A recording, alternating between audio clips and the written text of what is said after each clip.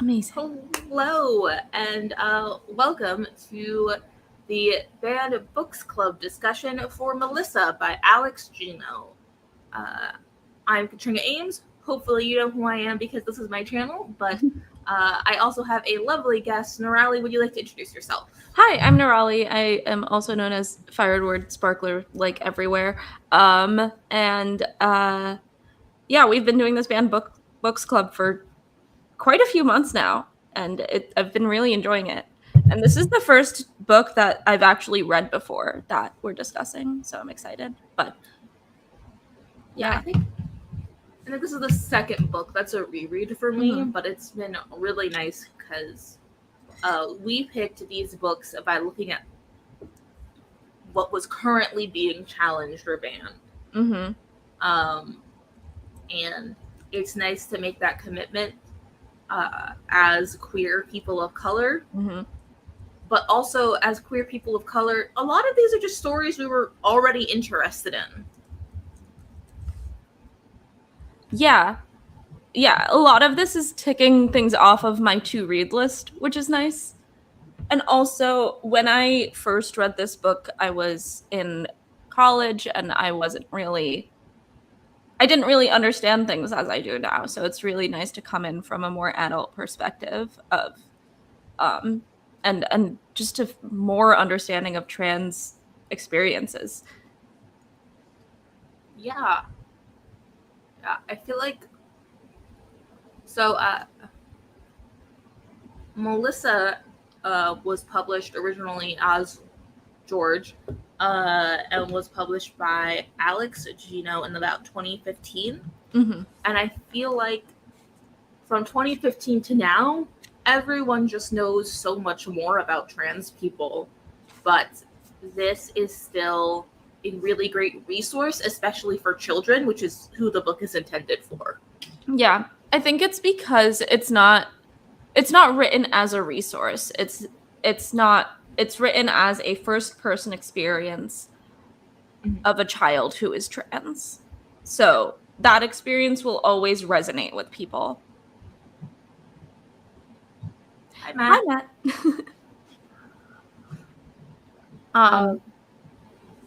Yeah, I think, and it's also like so much has changed about the trans discussion that like the name of the book changed. At first it was the character's dead name, which is George, and then Alex Gino, the author, was, I think it was it in 2020 or 2021 where they were like, yeah, we're gonna call this Melissa's story now because that is who she is. She was never George.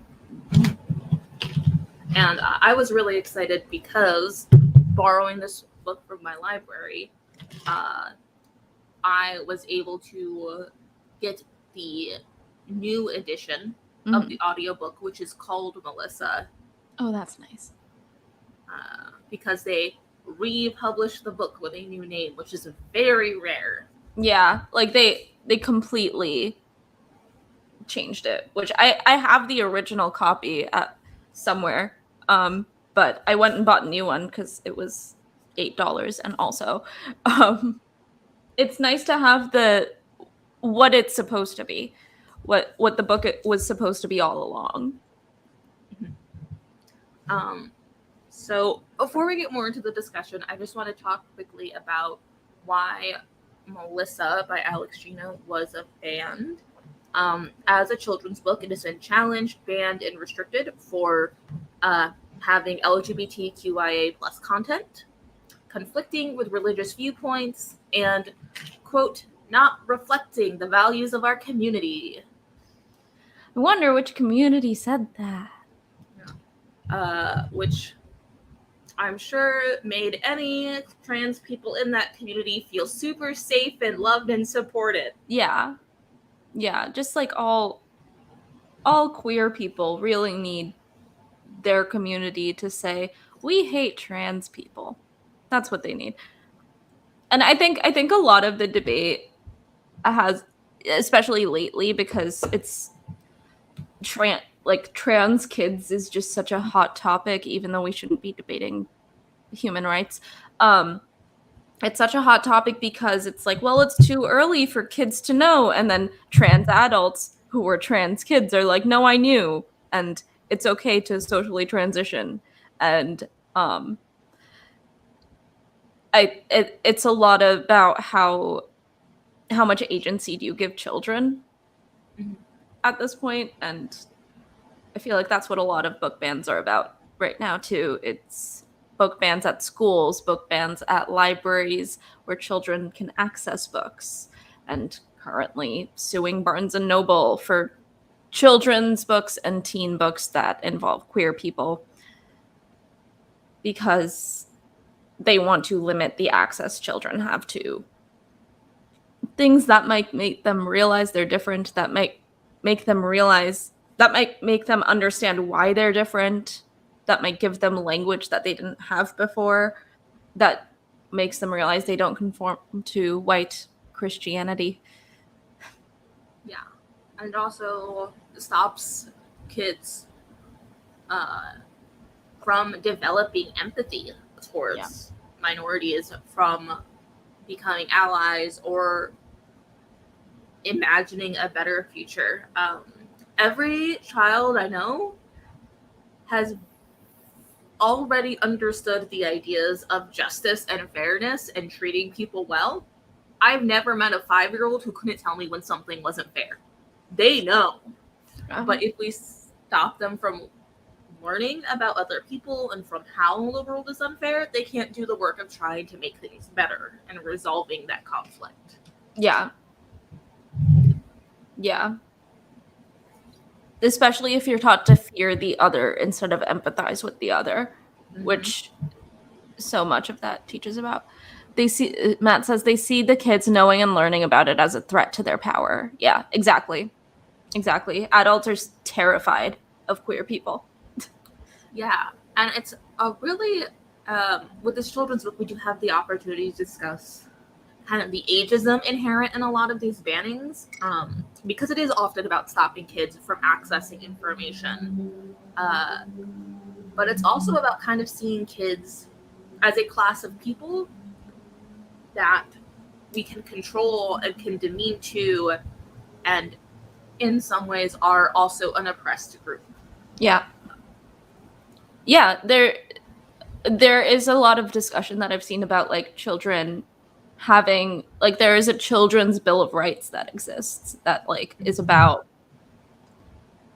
the fact that children should have agency and children should have power over their own bodies, over their own life. And they're the future. They're the ones who are going to inherit the world. So maybe they should have a say in how the world is. Yeah. Yeah. As I start once again hanging out with my friends' children, as they are getting vaccinated and able to safely interact with more people outside of their household or their classroom, I've been really listening to a new resource from Queer Kid Stuff called the Rainbow Parenting Podcast. Oh, I love Queer Kid Stuff. They're so great. Yeah. This is their only project that's geared towards adults. And it's about being a good adult to the children in your life and how to raise loving and inclusive kids using the tools that children developmentally already have. And yeah, I cannot wait to make some of the kids in my life read Charlotte's Web and then also give them Melissa when they're done. Yeah, it's so great. You can, because Charlotte's Web is such a lovely story on its own, but then you get to read about someone experiencing Charlotte's Web and connecting so much with Charlotte that she wants to play her in the play, that she cries when Charlotte dies, and it's like, oh, someone like me. I really appreciate that this book starts with like Melissa crying over Charlotte, because I feel like that's something everyone has felt. If not for Charlotte's Web, for another book, for another story of some sort. Yeah, I would definitely make the child read Charlotte's Web first. Oh, yeah. It does spoil the ending. Yeah. I understand that it's an old book, but children are 9. They haven't had an opportunity to read it yet. The book may be old, but the child is new. It's brand new. Yeah, as I've been really trying to read children's literature, to find resources to help the kids in my life be great, recently, I've also been thinking I thought a lot about the adults in the book while I was reading it. I don't know if you did, or if you were more focused on the children's side of things. Yeah, I noticed a lot of the adult stuff because it kind of brings memories of how I grew up as a queer kid who I didn't know I was queer at that point, but it's like, oh, I've seen that behavior in adults before. This is something that I've seen before, and this is something that I don't have to do or that I should do to like model behavior for kids. Yeah, Matt says, I got introduced to Charlotte's Web early and enjoyed and remember so much from it, even the original movie songs. Oh, that's amazing. Yeah. Charlotte's Web might not be banned, but I would recommend it in general. Yeah, I recommend most Evie White. I love Evie White.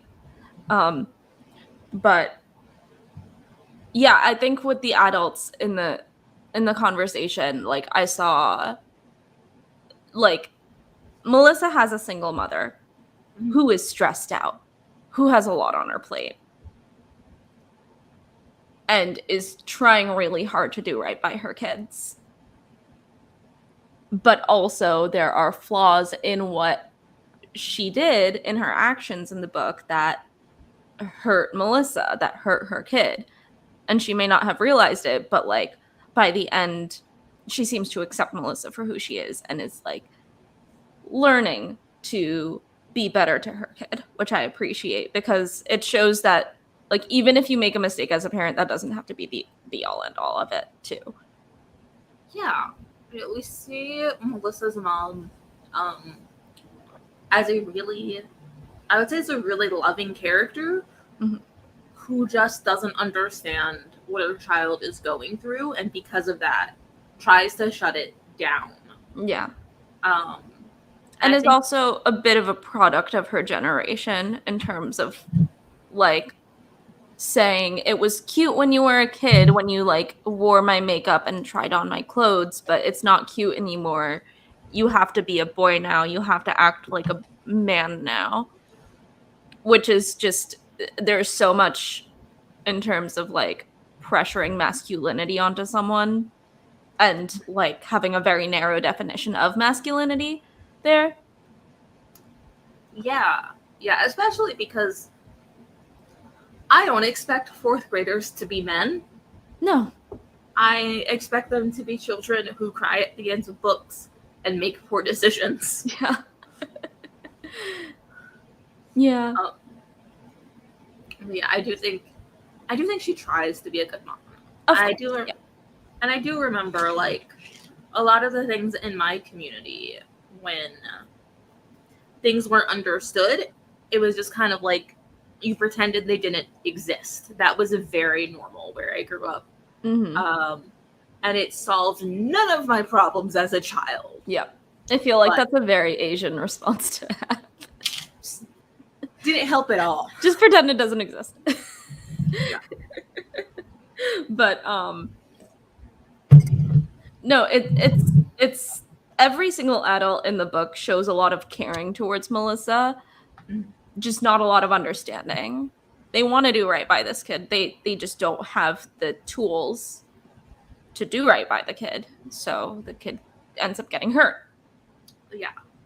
I think another really good example of this is Melissa's teacher, who, when they see her crying, tell them about how it is good to be a sensitive and empathetic and compassionate young man. And that is all like, true. If you were talking to a boy, yes, great. Encourage all of those emotions and encourage processing emotions for a boy, but this isn't a boy who will grow up to be a man. So yeah, and I think like those are the moments where I'm like, okay, so this teacher is excellent at her job. Yeah.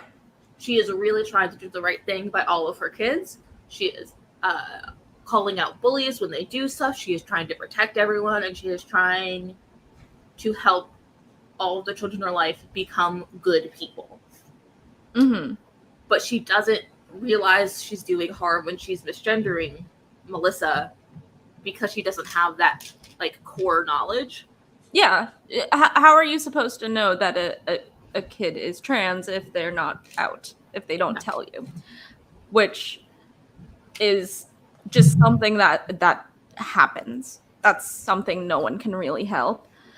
But yeah, it's like maybe that teacher learned to use less gendered language in the future so that she's inclusive of all of the kids in the class, whether or not they might be trans. Yeah, I found it interesting how like the binary of gender was enforced. Mm-hmm. There was a boys line and a girls line whenever they go to a different classroom, and they use terms like boys and girls and stuff like that. And it's all very subtle, but it's also all accepted teaching practices. Yep. Where if you weren't really thinking about how trans kids were affected, you wouldn't see anything wrong with what's going on. Yeah. Which, yeah, because it's not like you're making one gender superior to the other, where, like, I remember we weren't allowed to have, like, boys versus girls things in sports, because that would make for uneven teams and everything, and then the boys would just be so annoying. But, which would enforce a negative thing, but this is just like, this is what gender role, this... You are going with the gender you were assigned, and that's that sort of thing. It's like, it seems very benign to just be like, oh yeah, go in the girls line because you're a girl, go in the boys line because you're a boy. But it does actually do harm. Yeah. Also, I don't understand why these children can't just line up. Yeah. That struck me as weird. Yeah. That's not. Do you want to talk about the audition? Yeah. Yeah, because that was so George and Kelly decided to, George and Kelly practiced and practiced and practiced for hours. George had Charlotte down. Melissa had the character down, had Charlotte down, but because she was perceived as George, the teacher automatically thought that she was taking the piss out of the situation, that she was trying to make a joke. She was trying to be funny. And even when the teacher kind of realized through Melissa's reaction that she wasn't doing that she genuinely wanted to audition for Charlotte, the teacher just outright refused. Yeah. Which I think part of that's also like the way that they're enforcing the gender binary. All of the girls who auditioned had to read for Charlotte. All of the boys who auditioned had to read for Wilbur. Mm-hmm. And I don't think there's any harm in if a kid really connected to Charlotte, letting them audition for Charlotte, and then just making them a narrator. Because most of those kids that auditioned were narrators. Yeah. Or a farm animal. Yeah. It says, so I found the part where, like, the teacher is telling Melissa that she can't be Charlotte, and she says, I can't very well cast you as Charlotte. I have too many girls who want the part. Mm-hmm. Besides, imagine how confused people would be. Now, if you're interested in being Wilbur, that's a possibility, or Templeton, he's a funny guy. Which means, A, Melissa was amazing in the audition. Mm-hmm. And B, it's about everyone else. It's not about Melissa. It's about how everyone else will react. It's about the girls, the cis girls in class, and how they'll react to not being Charlotte. It's about the audience and how they'll react to someone perceived as a boy being Charlotte. Yeah. And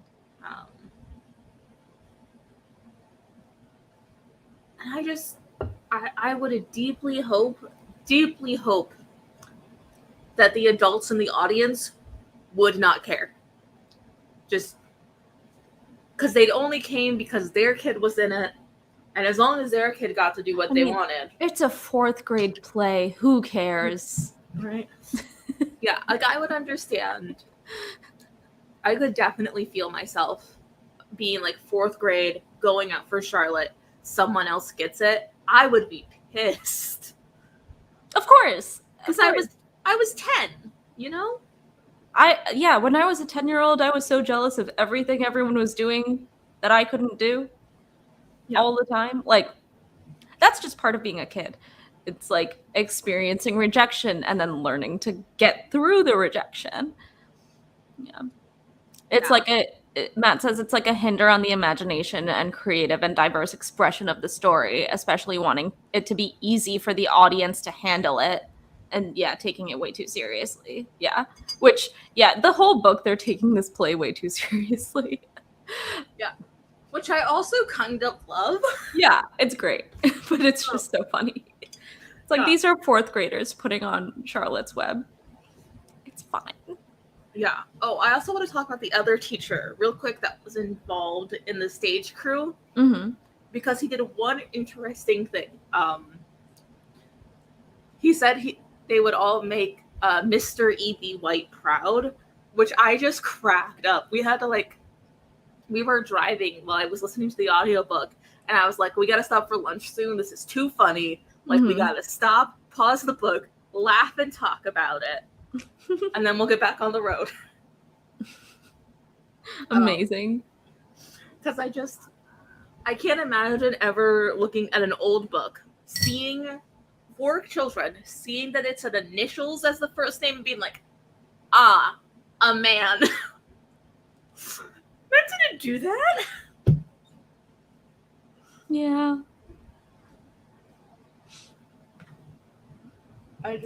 Yeah. But once again, the teacher, wrong, and clearly biased in the way that they think about gender and authors. Mm-hmm. And also maybe not teaching the book correctly if they don't realize that Evie White was a woman. Yeah. Technically handled everything else. Okay. They were watching over a lot of students, doing a lot of tasks, and for the most part, kept everybody at peace with each other. And when Melissa was punched and vomited on someone, was able to come over quickly. Wait. No, Evie White was a man. What? Yeah. I thought it was Elizabeth something. No, it's Elwyn. Oh. You know what? All right. What do you know? I could have swore it was Elizabeth. But you know what? Yeah, because that's on me. Yeah, I think I had remembered seeing a picture of Evie White at some point, and I was like, I don't remember enough. Let me look this up.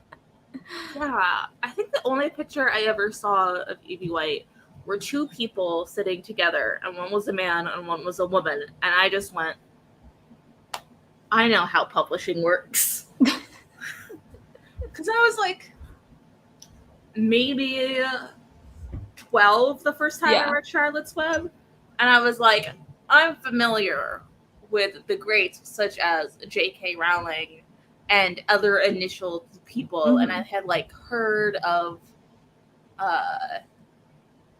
who was it? The Bronte sisters, who all published as Belle, and Jane Austen, and George Eliot, who may have been trans. We don't know. Unsure still. Unsure. Yeah, unsure. But I was just like, yes, a woman.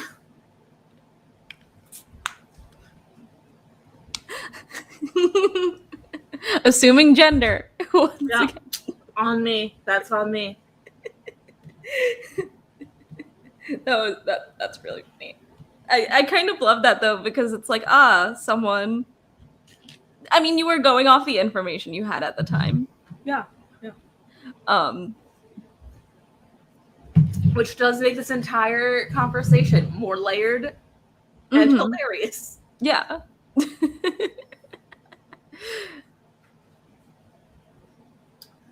Yeah. So we talked a little bit about how the adults handled things throughout the book generally. Although I do want to touch on the principal. Oh, yeah. Because at the very end, the principal kind of shows up and is like talking to the teacher and is like, I think this is probably like, I think you should just let this kid play Charlotte for the rest of the show. And like, I think I know what's going on with this kid. I'm probably going to have a meeting with this kid and their mom later and talk about gay stuff and queer stuff. And like, yeah, the principal was great. And at the very end, just like there are adults who are trying their best but don't have language, and this principal clearly did have the language to understand what was going on. And there's kind of an open-endedness to that of like, maybe they will go and talk to this principal who does have an understanding of what's happening, and maybe the mom will then understand further and like truly get her kid, and maybe the teacher will understand further and learn to be more inclusive and everything. Yeah. And then Matt said that they definitely appreciated the showcasing of how people are all wrestling with being inclusive and trying their best. Which I agree. Because early on we see the principal, we go to the principal's office and we see like a poster being like, make safe spaces for LGBT plus kids and stuff like that. And we know that they're trying to build a good environment and a good school for all of their kids. Even if things aren't always perfect. And I like to imagine completely fan canon, not at all in the books as far as I know, that after Melissa and her mom talk to the principal and go in and discuss things, that maybe the principal has like more resources for the mom and can recommend therapists for the family and really help them so Melissa can experience more gender euphoria and have a space where they can be out. And that's just really nice in my head. Yeah, it's really lovely. Yeah. Do you want to talk about I think you wanted to talk about kind of what happens as Melissa comes out. You want to start by talking about the magazines? Yeah. So basically Melissa has this stash of like teen girl magazines. It's very adorable. And like just looks at them and is like, these are my friends, and just has a hiding place and looks through them and is where she feels the most at home with herself, and is like, this is, and she's seeing herself, her true self reflected in these magazines. And then the mom discovers them and takes them away because the mom just kind of goes, it's not cute anymore to be girly. You have to be a boy now. You have to be a real boy. Yeah. She also makes the comment, which we could talk more about this later, but she tells him it's okay to be gay, but you don't want to be that kind of gay. Yeah. I remember reading that and going,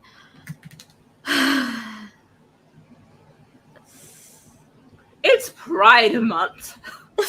Happy Pride. Here's some homophobia, and transphobia, and just everything. It's just so of like, it's just the idea of like, it's okay if you're a little different, but if you're too different, that's bad.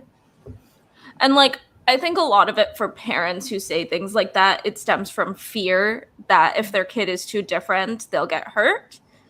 But that doesn't make it okay. Right. To be like, you can't be that kind of gay.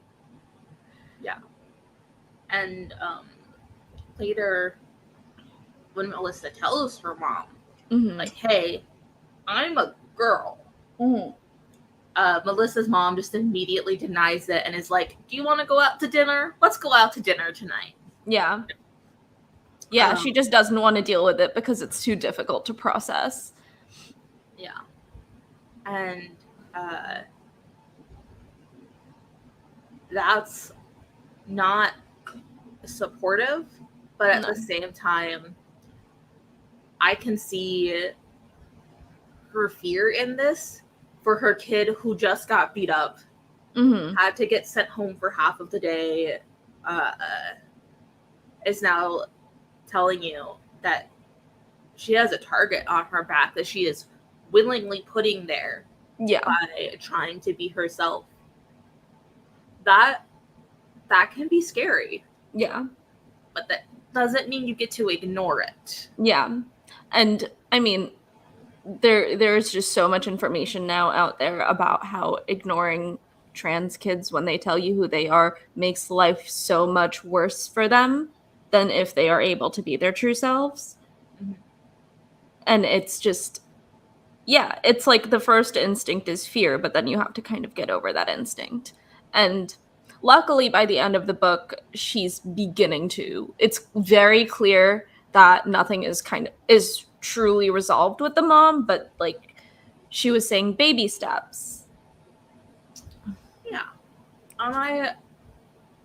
Although I don't love that fledgling support, it's so clear throughout the whole book that Melissa is fiercely loved. That you just kind of know it's going to be okay, even though it's not now. Yeah.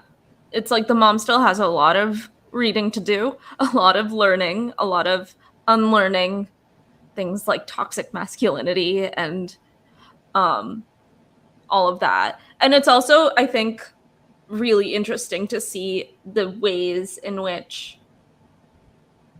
it's really interesting to see that Melissa has this older brother who is just a typical boy in every sense of the word, just like likes gross things and like plays video games, and that's his personality. Sleeps in his clothes so he can sleep in his clothes. It's just like disgusting. Like, but I love it. It's so great. Smart. Like, but it's like, and like she's exhausted by that by the brother, but like it's also like a known quantity of like, yes, of course you're a teenage boy, you're gonna do this, whereas this is like completely uncharted territory for her. Like she has an understanding because of like ideas of masculinity, what the older brother is going to do and what the older brother is going to be like. But with Melissa, she has no idea where to start. So she starts with punishment because she's afraid. She starts with taking away the magazines and then ignoring Melissa. Yeah. And I'll say the brother, even though he's like a very stereotypical gross high school boy, when they go to the restaurant, he's like, did you tell mom you were gay? Is this why we're out at a restaurant? What's going on? Did she not handle it well? And then Melissa tells him, like, no, I'm just a trans girl. And he goes, oh, got it. Yeah, and he's just totally fine with it. It's great. Yeah, I think he also handles it really well. Because he's like, yeah, you were a terrible boy. This makes total sense. Yeah. You're not good at video games. You keep getting grossed out by me and what I do. And you don't respond to the things that boys do. Yeah, which, like, there's something to unpack about, like, not all boys have to like video games or be gross, but he handled this just fine. Yeah, he just immediately accepts it. And before, when he just thinks George is gay before he knows, he just immediately affirms it and says, like, if mom is being a jerk, tell me, I'll talk to her. Yeah. Because he's essentially just a good big brother. Yeah, he's just protecting his younger sibling no matter what. Yeah, the brother being really supportive is so great. Yeah, and I think that's also, I think Alex Gino purposefully wrote like a typical brother a typical teenage boy character, and then wrote him to be so accepting, to be like, it's not just the little girls that are going to be accepting. It's not just the queer people in your life that are going to be accepting. People can be accepting even when they're the straightest, malest person in the room. Yeah, and to really set up that expectation that for children reading this, that no matter what happens, your family should love and support you. And that is what is acceptable, and that is what you deserve. And if you're not getting that, there are adults you can go to. Yeah.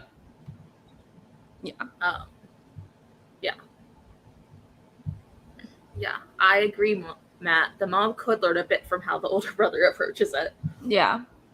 And I'm also just thinking, like, this was published in 2015, and the conversation then, I don't want to say it was less toxic than it is now, but it does feel like it was less toxic than it is now.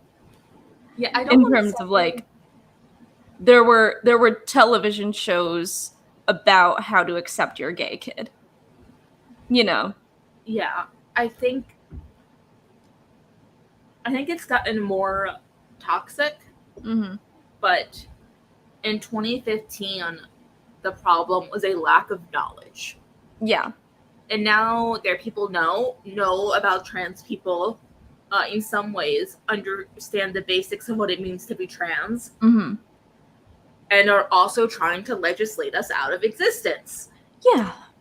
Which isn't gonna work. No. So it's a different problem now. It's a different problem. Yeah. It's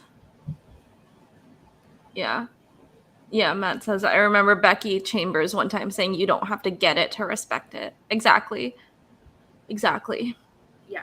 It's about treating people well, which I think the brother and Kelly are the people who get transness the most. Yeah. Because we see Kelly just accidentally guesses that Melissa, her best friend, is a girl as a joke. Yeah. And then they just start laughing. And yeah, I like Melissa starts laughing because she like can't come out. It's like too much to come out. So she just starts like nervous laughing because it's like, oh no, you got me. You clocked me. My best friend. My best friend got it right. What do I do? Let me start laughing. We'll just laugh. We'll just laugh for the rest of recess. Yeah. And then when Kelly is told it's a secret, don't tell anyone, not even your dad, she doesn't tell anyone, not even her dad. Yep. But privately researches on her own, somehow safely Googling everything. Yeah, there's some stuff out there that a child should not interact with. Yeah, just getting accurate and good age-appropriate information. Maybe she went to the principal and was like, hey, can I get some of those pamphlets you got there? Yeah, maybe we got real lucky, found queer kid stuff. Like, who knows? Yeah. But she takes a little while to research, and in about a week or so, starts hanging out with Melissa again, is like, hey, so I found out these things, and it turns out there's a word for it, and there are other people like you, and some of them are grown-ups. And Melissa's like, yeah, I know, thanks. But that's very just sweet. Like, yeah. So many kids are so excited to share information when they learn new things. Like, Kelly learned new things and immediately tried to be helpful with the things. Yeah. Which is just the purest thing I think a kid could do. It's very sweet. And it's not like Kelly had the best first reaction either. Yeah. Like, they didn't talk for a week. Kelly needed time. And George, Melissa was miserable at the time. It's really, they go back and forth between calling her George and Melissa in this book, when it's kind of in first person, so sometimes it's confusing.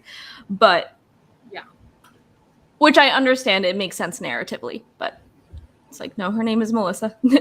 Yeah, I noticed I did that with pronouns too. Yeah. When Melissa is by herself, she uses she, her pronouns. Mm-hmm. When she understands that she is being perceived as a boy by other people, the he, him kicks in. Yeah. And that was really interesting, but it still seemed the whole time like Melissa had a really strong sense of her gender and who she was the whole time, despite that. Yeah. It's like she's very aware of when she's being perceived as male, mm-hmm. to the point where the narrative makes her male for that time. Like she slips into that role. Yeah. I think she's trying really hard to be a boy. Yeah. She knows what's expected of her. Mm-hmm. And she just can't do it. Yeah. It's making her so miserable to keep trying to be a boy, to keep performing this gender. Yeah. And I feel like the switching makes it more jarring for the reader too. And I think that's something that helps the reader understand what she's going through. Yeah. But yeah, I thought I don't remember where I was.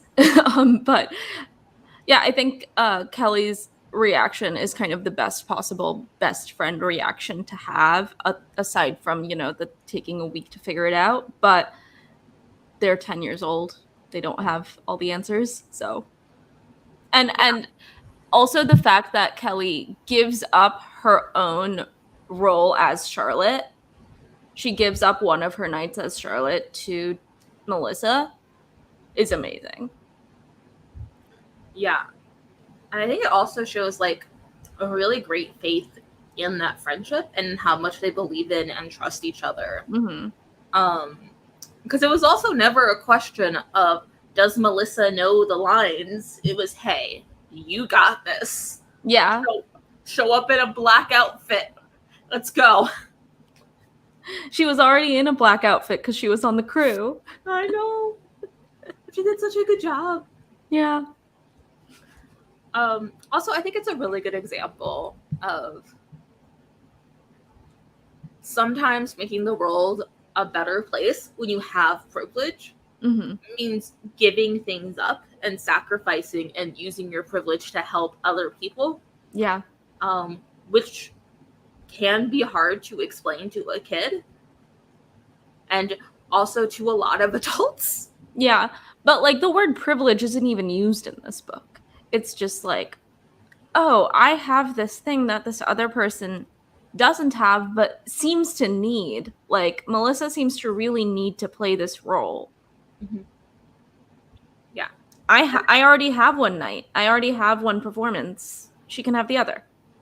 Yeah. And all Kelly did was to make sure her dad, who did not work a traditional 9 to 5, mm-hmm. show up during the school day to watch the performance. Yeah. And I think that's very fair. Mm-hmm. Matt asked the question, what did we think about Kelly's dad and the uncle zoo visit? Yeah, the zoo visit was amazing. Yeah. I think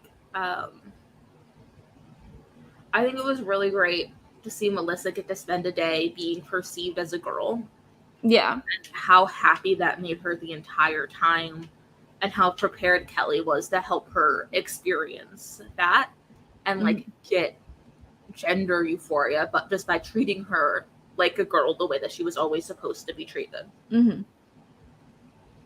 Yeah, it was really, I think the fact that Alex Gino ended on that note was perfect, because the whole book she's struggling between being George and being Melissa, and then at the end she just gets to be Melissa and gets to be herself, and that's how the book ends. It ends really hopefully. It ends with, this is what it could be like all the time.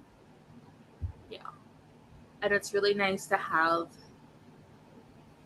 I guess, that like imagination to it, to like show, if maybe there's a trans kid reading it, hey, your life will be like this one day. Yeah. You will be perceived correctly one day. You will get to live a joyful life where everyone understands who you are. Yeah. Yeah.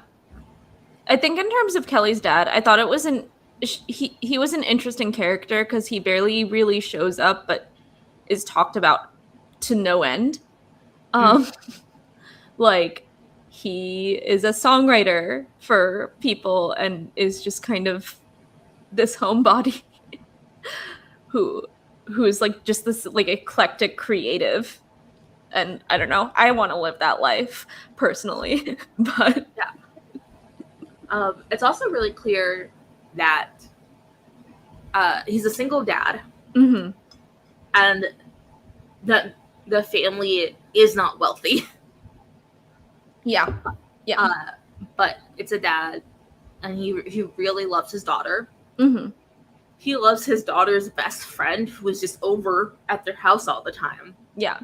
And makes cheesy dad jokes, but also like tells them that lots of boys used to play the roles of women. In fact, every Shakespeare play did, and is just ready to be like, my kids, because I think he kind of like thinks of Melissa as his own. Yeah. My kids are creative and smart and weird. I'm going to let them do all of those things. Yeah. Yeah, and it's like so clear that Kelly worships him. Yeah. Matt says, I remember one line he said was, you got to mess it up a little before you fix it up. Yeah, I love that. Yeah, he has great one-liners, just like great advice, great one-liners. Yeah. I think it's really good, and I think it's like, it's also nice because Melissa's dad is basically out of the picture. But it's clear that she still has this really positive father figure, and this role of someone who loves her and is also not afraid to do things like play with gender roles and be a little weird and do things that other people perceive as being out there. Yeah. Yeah. It's really lovely that like there's just someone who's just like, Melissa's not ready to come out to him yet, and that's fine, but like, you know that when she does, it'll be fine. Yeah, he'll take both of the girls back to school shopping or something, because she's done it so many times. It's like, I know where to get the cheap skirts. Yeah, and the shirts with the cool butterflies printed on it. Yeah. I do find it interesting that like it's the creatives who are the most accepting a lot of the time, with the exception of the older brother. It's like the person running the play, is accepting of like someone who is crying over Charlotte. The person who is, playing the role of Charlotte is extremely accepting. It's like you can find euphoria in the arts a little bit. Which, I mean, Alex Gino is a novelist, so it's not surprising that it's not the message of the story, but that's a little bit there of just like the arts. It's a good thing. The songwriter is the most accepting dad you'll ever find. Yeah. And it's really like an encouragement to pursue the things that you like. Yeah. Before we finish up, do you want to talk about the bullies for a little bit? Sure. Jeff and Rick. Oh, Jeff and Rick. First of all, old man names. I just want to say that first. Old man names. Yeah. I mean, I'm just really glad they're not in middle school yet, because, Rick would turn into something else. There is a sequel. For anyone who didn't know. I did read it. I've read it a couple times. I read it again for this trip. But it takes place when they're in middle school, and you should read it. It's not about Melissa, but good news, she gets to go to school as a girl. Huzzah! That's great. But it is about Rick, who is the more like passive bully. He kind of laughs at people when Jeff makes fun of them, and like tries to stop Jeff from like hitting people. Which is not a bad thing. Like, it doesn't work, but he tried. Yeah. Poor thing. He's just like, yeah. It's also hard when you're like in 4th grade or something, because it's like you've been friends for a couple years, so you don't want to give that up. You don't want things to change. Yeah, a lot of the sequel, Rick, is about Rick realizing his best friend, who has been a bully to other people, who has been a jerk to other people, but nice to him, is actually just a jerk. Amazing. Great realization to have. Yeah. He goes to a middle school where there are kids from other schools feeding into it, and learns that he can make new friends, and those friends will treat other people better. Yeah. That's wonderful. And that's really the core of the story. It's the redemption arc. Yeah. You can end friendships, and you can get better, and you can, everything's going to be okay. Yeah, you can learn and grow and change and be a better person. Yeah. Which, like, I'm glad they didn't include that in this story, because I feel like that would have distracted from Melissa's story, but it's nice to know that exists and that happened. Yeah, because when Jeff and Rick are in 4th grade, they're both awful to varying degrees. Yeah. I do appreciate that Melissa had her little revenge with the some jerk painting. Yeah. I think it was a bad decision, yes. But was it also Jeff's fault for refusing to wear a smock because it looked too much like a dress? Also, yes. The sexism failed him. Yep. It failed him. Yeah. But we also see, like, it's clear that the teachers and the principal don't buy these things that Jeff is espousing. Yeah. So he's learning it from somewhere. He has learned sexism and homophobia and to some degree transphobia. And he's just kind of parroting things and making fun of what he sees as Melissa's, like, weakness as a boy. Yep. Like, he sees Melissa as a threat because he sees Melissa and goes, that is a person doing boy wrong.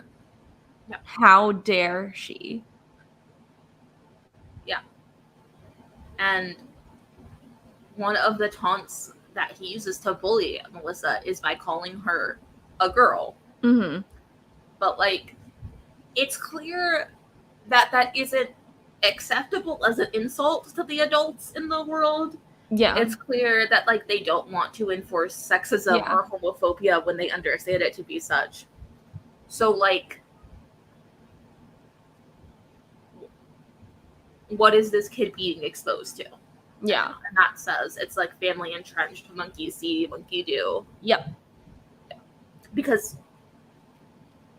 Jeff is learning. Jeff is a really impulsive kid, but he's learning that, like, hatred and that, like, visceral reaction from someone. Mm-hmm. Yeah, exactly. It's not like hatred is always learned somewhere. Yeah. And it's just interesting because I've seen a few times people talk about how, like, queer people talking about how the bullies are the ones who, like, gendered them correctly first or called them gay when they were gay. Like, they're the ones that got it right first, and how traumatizing that is. Mm-hmm. to like be gendered correctly by your bullies because they hate you, or be called gay when you are gay because it's an insult and because it's a bad thing to be. And so, like, I think it was very purposeful that, like, it was included that they called Melissa a girl as an insult. Yeah. And, like, that obviously doesn't make any of the bullying okay. Of course not, no. But it's like, I was like, why do these bullies understand so much? They clock us so well. I know. And it's because they're looking for what they perceive as weaknesses. It's because they're searching actively for things they think that are bad about us. Yeah. I agree, Matt. The calling is a shaming. Yeah. But I don't know. I also think that in the sequel, Rick gets a little bit of a redemption arc, and Jeff gets worse. Mm-hmm. He like continues to believe these things and gets into more really like serious actions more than like punching a kid, but other hateful acts. Mm-hmm. And that's not good. But my honest answer is I want Jeff to get better. I want Jeff to learn empathy. I want him to like build connections and see where he's wrong. Mm-hmm. And I don't know if that's ever going to happen. Yeah.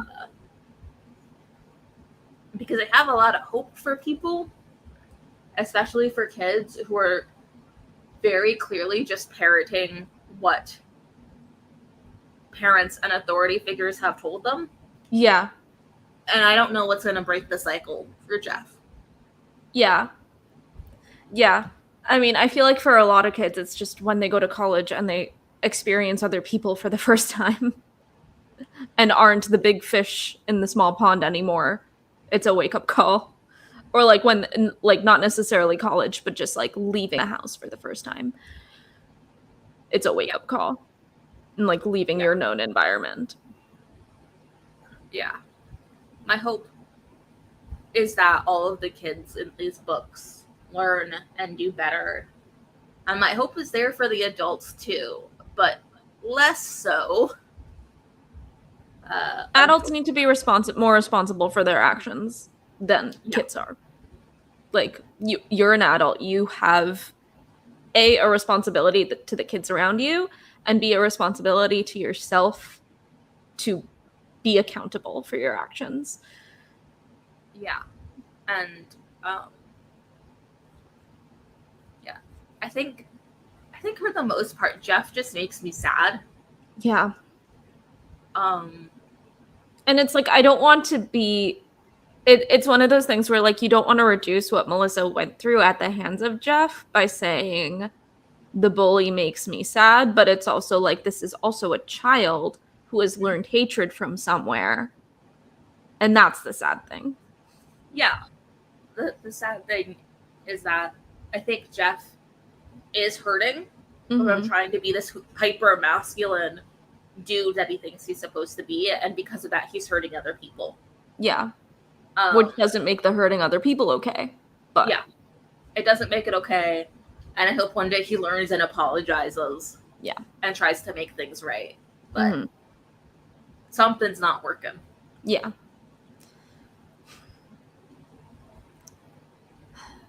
Any other thoughts on the book? I feel like we've gotten through it pretty thoroughly. It's a pretty short book. But like there's a lot of amazing things in there.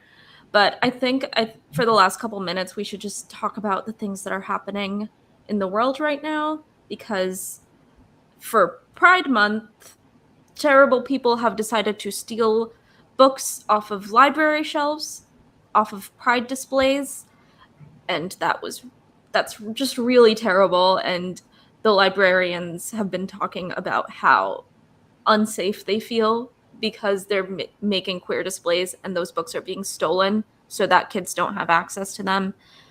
And what you can do is, if your library system was affected, you can place holds on the books that were stolen so that the library can at some point order more. You can also go to your school board and just advocate for queer things to be included in classrooms and in libraries and everywhere. Yeah. Because especially Melissa by Alex Gino, because it's written for a younger audience. Like this book is especially being attacked because it's introducing kids to the idea that transgender people exist and that you too could be transgender, and that terrifies the hell out of the horrible people in this world. Yeah. And the anti-trans, anti-gay campaign to essentially check out all of the Pride books and hide the books on display so that the new books will match conservative values is giving the library data that LGBT books are useful and popular in their community. Yeah, a lot of them aren't checking them out; they're just straight up stealing. Yeah, which is horrible. But it's one of those things where it's like we just can't let them win. And if you can give money to a library system, or like Donors Choose has a rainbow page where they are, which features classrooms that are fundraising for the LGBTQ community in some way or the other in terms of like teaching kids about queer stories. Like there are a lot of ways to help, which aren't necessarily enough, but there's something.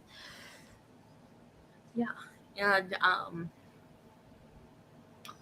there are a lot of things you can do over the summer, from talking to your librarians, giving money to libraries and classrooms who want to help kids feel included. Like you said, I would highly recommend anybody who's watching this now or later reach out to their state legislators to speak up in support of trans children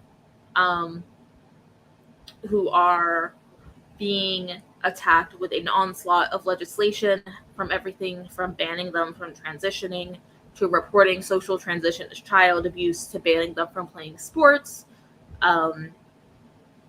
It's a travesty. Yeah.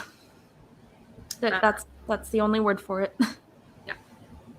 But vocal support,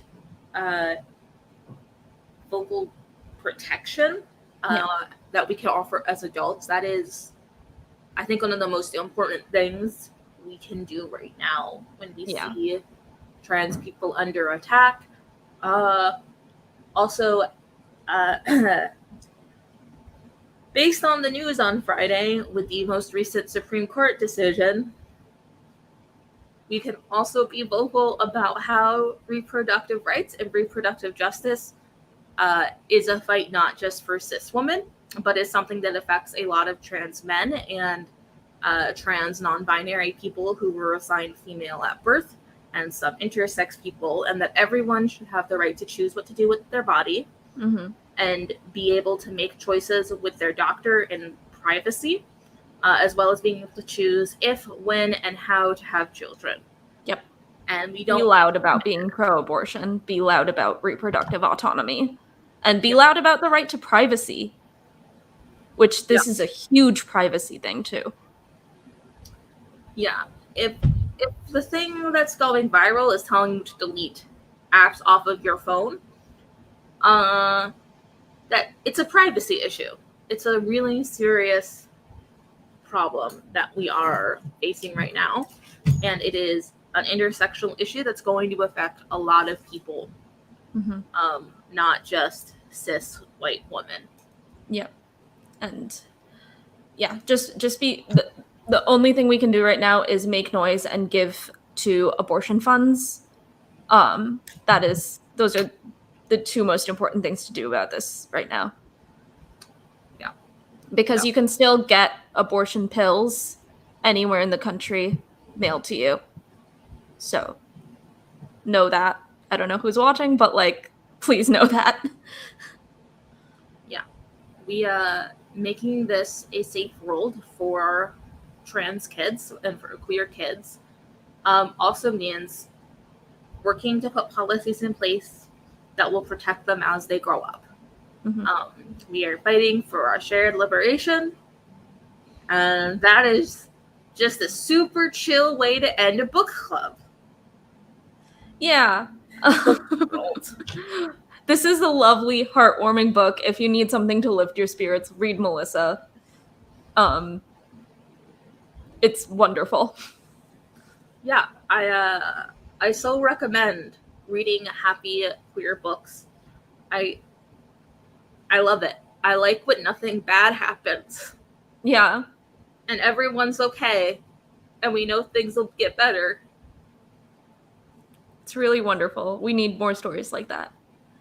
Should we talk about our next book real quick? Yes. Next month, we are reading Hood Feminism. I'm so excited to read that. I haven't read it yet, and it's been on my list for years. Same. It's been really great because this was a reread for both of us, and now next month we have a new book. Yeah. Hood Feminism is going to be excellent. And I hope you join us for that discussion in a month. Yep. I'm going to end the broadcast now. Thank you so much for everyone who joined us. Mostly Matt. Thank you, Matt.